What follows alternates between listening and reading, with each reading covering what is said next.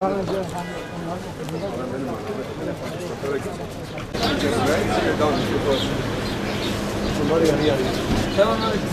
yanına.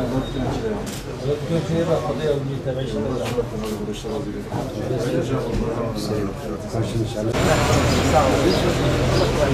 Allah razı olsun. Merhaba.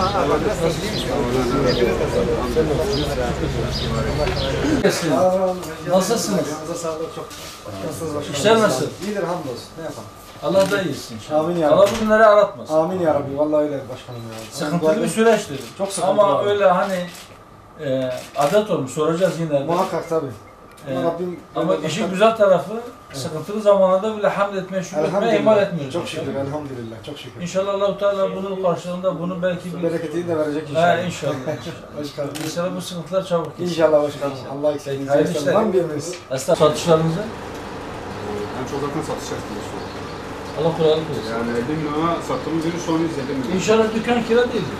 Allah kirada Allah yardım ürüne etsin. yansıdığı gibi kirada İstifakınız yok. Ben size şöyle söyleyeyim, insanların alım gücünü arttırsınlar, refah seviyesini arttırsınlar.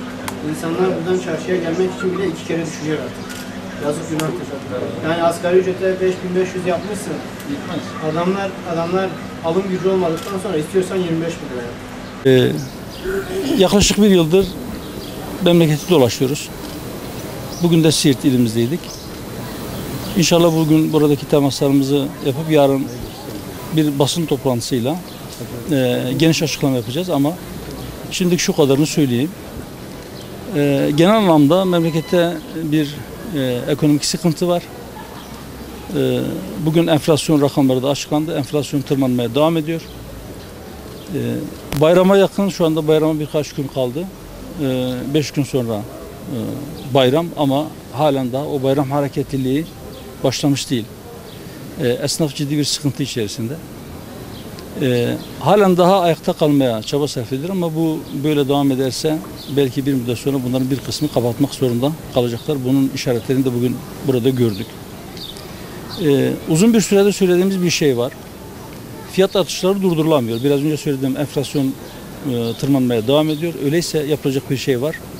O da şudur. Halkın gelir seviyesini mutlaka yükseltmek gerekir. Halkın cebinde yeterince para olmazsa alışveriş yapamıyor.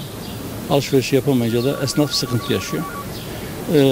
Bu sıkıntılı günlerin çok uzun sürmeyeceği temennimiz vardır ama dediğim gibi çıkış yollarından bir tanesi vatandaşın gelir seviyesini arttırmaktır. Enflasyon rakamlarından sonra şimdi emeklilerin ve memurların maaşları bu enflasyon rakamlarına göre yeniden belirlenecek. Bu belirlenirken sadece enflasyon oranındaki bir artış yetmez. Mutlaka refahtan da bir pay üzerine ilave edilmelidir. Büyüme rakamları da en azından bunun üzerine ilave edilmelidir. Bir de dar gelirlerin enflasyonu genel anlamda açıklanan enflasyon rakamlarının üzerinde çünkü enflasyonu yükselten tüketim maddelerinin başında gıda maddeleri geliyor. Gıda maddelerindeki enflasyon, ortalama enflasyonun üzerinde olunca dar gelirliği çok daha fazla etkiliyor.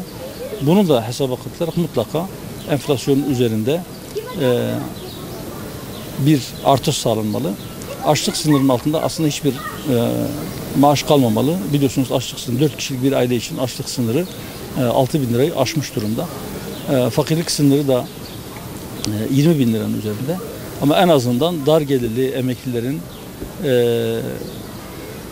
alacakları maaşların açlık sınırının üzerinde olması için gerekirse çok ciddi fedakarlıklara da katlanarak mutlaka bütçeden bunlara daha fazla pay aktarılmak suretiyle bu sağlanmalıdır. Aksi takdirde daha büyük sorunlar bekliyoruz. Teşekkür ediyorum. Her tarafta aynı bir sıkıntı var. Evet. Yani esnaf gerçekten artık çeviremiyor yani.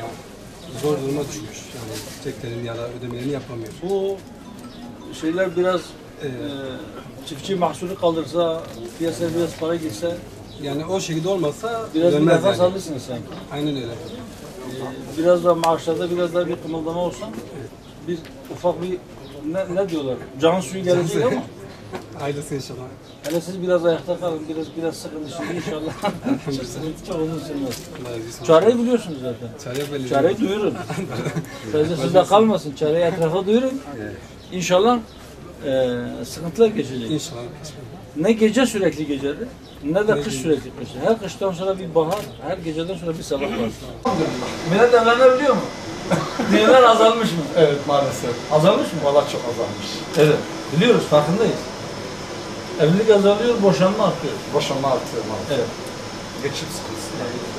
Millet korkuyor. Gençler ürküyor. İş yok. İş olmayınca yuva kuramıyor. Eski şey de kalmamış. Gelinle, kaynanayla beraber oturması. Onu da kimse kaldırmıyor. Yok böyle bir şey. Nasıl çıkacağız bu işten? Allah cimrilik yapmamış. Yahudiler diyor Allah'ın eli sıkıdır. Allah'ın eli sıkı değil. Allah herkesin rızkını gönderiyor. Ama insanlar birbirine haksızlık ediyor. İnsanlar birbirine rızkına çöküyor. İnsanlar birbirine çelmek takıyor. İnsanlar birbirini sömürüyor. O yüzden bazıları çok zengin oluyor, bazıları çok fakir. Aynen. Değil mi? Aynen. Çare? Çare ödem var. Gençler İslam'da çok. Doğu Güneydoğu.